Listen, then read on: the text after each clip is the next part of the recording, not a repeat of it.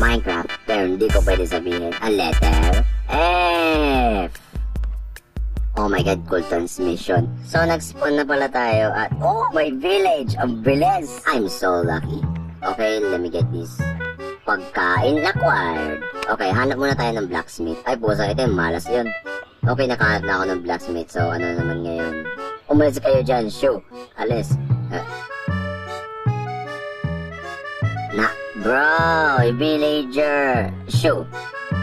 Ay, nandun pala yung pintuan. My god. And yeah, okay. Mukhang napatagal ata ako sa pagmamay ng stone, ha. Okay, cool loot. I'll take this and that, thank you.